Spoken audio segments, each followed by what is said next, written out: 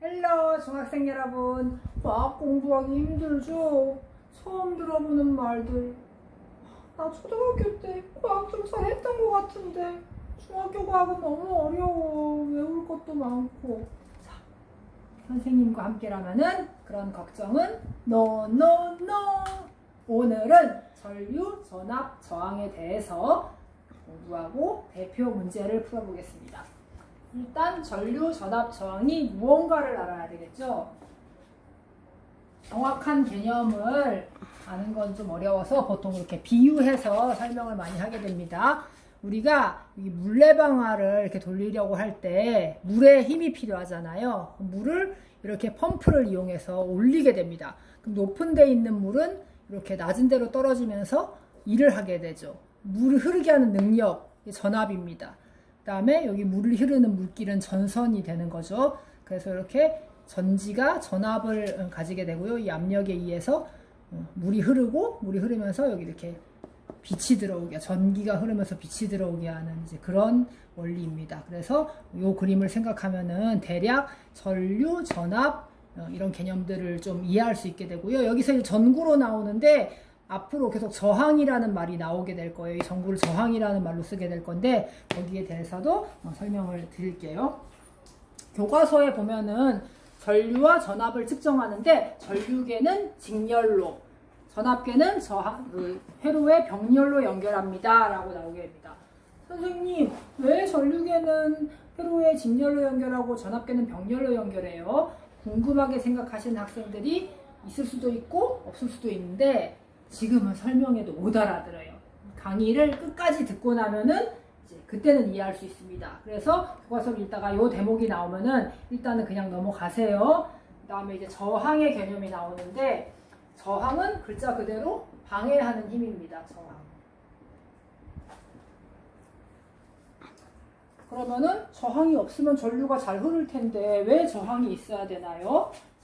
뭐 초등학교 때 우리 배웠던 제일 기본적인 회로를 놓고 설명을 드릴게요. 우리 초등학교 때는 전구에 불 켜는 거 많이 했잖아요. 이렇게 불이 들어오죠. 그러면은 이렇게 전류가 전선을 따라서 흐르고 여기 이제 불이 켜지게 되는데 이 부분이 바로 저항이에요. 그러면은 우리가 전기를 사용하는 이유가 뭐죠? 생활을 편리하게 하기 위해서 하는 거잖아요. 더운 여름에 선풍기를 돌리면은 부채질을 하지 않아도 시원한 바람이 나오고 밤에도 불 켜면은 깜깜한 밤도 어두운 밤에도 뭐 공부도 할 수 있고 놀 수도 있고 여러분들이 좋아하는 스마트폰, 게임기, 컴퓨터 그런 것도 다 전기로 움직이는 거잖아요.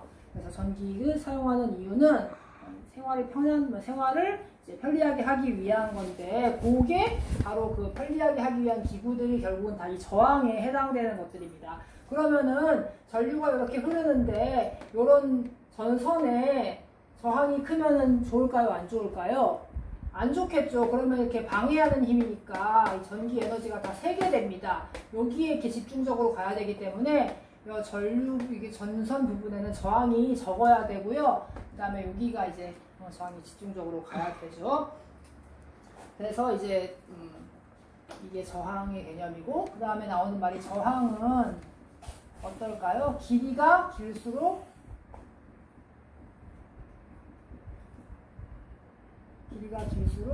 커지고 굵기가 굵을수록 작아진다. 자, 우리가 길을 갈 때 가까운 데 가는 게 좋아요? 먼 데 가는 게 좋아요? 가까운 데 가는 게 더 편하죠. 전기도 마찬가지입니다. 길이가 길면은 가기 힘들어요. 저항이 커집니다. 그 다음에 이렇게 놀이터에 있는 튜브처럼 좁은 길을 엎드려서 가는 게 편할까요? 아니면 넓은 길을 가는 게 편할까요? 당연히 넓은 길을 가는 게 편하겠죠. 전기도 마찬가지예요. 그래서 길이가 길수록 그 다음에 저항이 커지고 굵기가 굵을수록 저항이 이제 작아지는 겁니다. 그래서 여러분이 이제 잘 사용하는 충전기, 핸드폰 충전기 보겠습니다. 지금 이렇게 생긴 충전기가 있고 이렇게 생긴 충전기가 있어요. 그럼 어느 게 충전이 더 잘 될 것 같아요? 당연히 짧은 게 충전이 더 잘 되겠죠. 얘는 이렇게 전기가 가야 되는 길도 길고 길다 보면은 아무래도 중간에 전기가 새기도 하고 소모도 커지고 충전도 잘 안 되고 하겠죠. 그게 이제 우리가 배운 표현대로 하면은 저항이 커지는 겁니다. 얘는 가는 길도 짧고 그러다 보니까 충전이 더 잘 되겠죠. 저항이 작은 겁니다. 우리가 이제 충전기, 핸드폰 충전기는 이렇게 생겼는데 요거 뭐예요? 요거 머리 모양 만드는 기계인데 엄청 뜨거워요. 난로처럼 뜨겁거든요. 얘는 이렇게 선이 굵어요. 왜 그럴까요? 우리가 크게 전기를 이용해서 뭐 여러 가지 기능이 있지만 집에서 사용하는 이제 가전제품들은 주로 이제 돌아가는, 움직이게 하거나 빛이 들어오게 하거나 이제 열이 들어오게 하는데, 난로라든가 헤어드라이어 이렇게 머리 모양 만들어주는 열을 내는 기구들은 에너지 소모가 커요.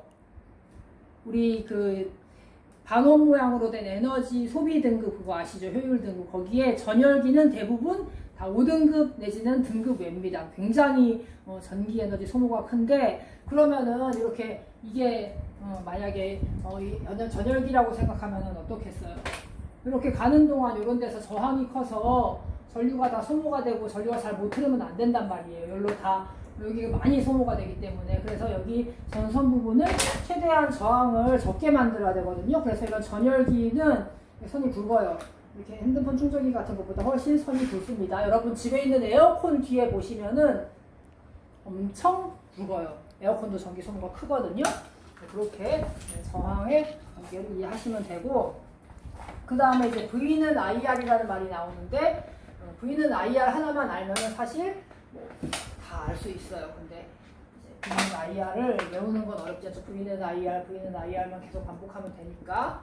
근데 문제는 이걸 열심히 외웠는데 V가 뭐고 I가 뭐고 R이 뭔지를 몰라서 나중에 이제 망하죠. 그래서 V가 뭔지 설명해야 되는데, V는 전압입니다. 단위가 볼트, 똑같아요. 볼트예요. V예요. 그 다음에 I는 전류인데, 전류 영어로 뭔지 저한테 물어보지 마세요. 몰라도 돼요. 얘는 단위가 암페어예요. A라고 씁니다. 그 다음에 R은 저항인데, 저항은 레지스턴스라고 하죠. 영어 잘한 친구들은 알 텐데, 그래서 R 레지스턴스인데 단위는 옴이에요. 옴은 이렇게 쓰고요. 이거는 알파벳 아니죠. 처음 보는 거죠. 이거는 오메가라고 그리스 문자입니다. 외워야 될 게 몇 개야 도대체? 5개나 있네. 그래서 왜 볼트, 암페어, 오메가 얘는 V, I, R이에요? 똑같게 하면 안 돼요? 라고 생각하실 수 있습니다. 여러분 몸무게가 영어로 뭐예요? 몸무게 웨이트죠. 웨이트 W로 시작되죠. 그러면은 나 몸무게 60kg이야 라고 얘기하지, 몸무게 60W야 라고 얘기하지 않잖아요. 요거는 그 말의 앞글자를 뜻하는 거고요. 단위는 항상 따로 있습니다. 길이도 랭스인데 단위는 미터, 센티미터잖아요. 마찬가지로 얘네들은 그 단어를 나타내는 앞글자고요. 그 다음에 요거는 이제 단위의 이름이 되겠습니다. 그래서 요거는 다 V는 IR을 외우되 그것이 무엇인지를 이제 다 알면 되고, V는 IR을 잘 이용하면은 응용 문제들도 잘 풀 수가 있습니다. 자, 연습 문제를 해볼게요. 자, 전압 1.5V, 저항 150옴 주어졌고 전류를 구하는 겁니다. 역시 V는 IR에다가 공식을 대입하면은, 자, VR, 우리 여기서 구하는 거 뭐예요? 구하는 거 I죠. 그러면 I는 뭐예요? V분의 R분의 V죠. 그러면은 V 얼마? 1.5, R 얼마? 150. 그러면 얼마예요? 계산하면 0.01이죠. 0.01 암페어라고 쓰면은 된다, 안 된다?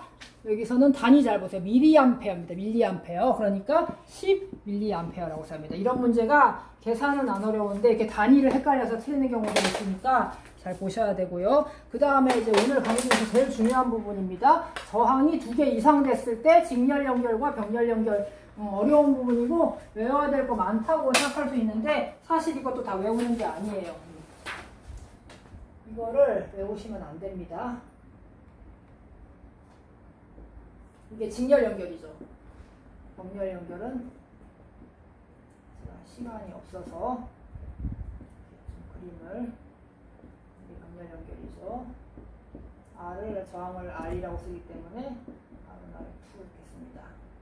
자, 직렬 연결에서는 여기 끊어지게 되면은 전부 다 전류가 흐르지 않습니다. 병렬 연결은 여기 한 군데가 끊어져도 이쪽으로는 전류가 흘러서 이 저항이 일을 할 수가 있죠. 그래서 직렬 연결의 대표적인 예로는 크리스마스 트리와 그다음에 퓨즈가 있습니다. 크리스마스 트리와 퓨즈. 퓨즈는 집의 안전장치인데 너무 전기가 많이 흐른다. 집의 전기 에너지가 너무 많이 쓰인다. 그러면은 과열이 될 수가 있습니다. 그거를 끊어주기 위해서 이 중간에 이렇게 안전장치인 퓨즈를 설치함으로써 얘가 끊어지면 전기를 차단시켜서 더 이상 에너지를 못 흐르게 하는 장치고, 여러분들 대개 보통 현관이나 부엌 같은 데 가면은 볼 수 있습니다. 그 다음에 집의 대부분 가전제품들은 다 병렬로 연결되어 있습니다. 여러분 집에 방에 불 꺼졌다고 화장실에 불 꺼지나요? 아니죠. 텔레비전 꺼졌다고 세탁기 꺼지나요? 아니죠. 다 따로따로 이렇게 연결이 되었기 때문에 그런 거는 대부분의 가정이나 건물에서 쓰는 거는 병렬 연결. 그 다음에 가로등. 밤에 길에 가로등이 있는데 하나 꺼지면 다 꺼져. 그러면 운전할 수 있어요? 없어요? 안 되죠. 그런 것들 병렬 연결입니다.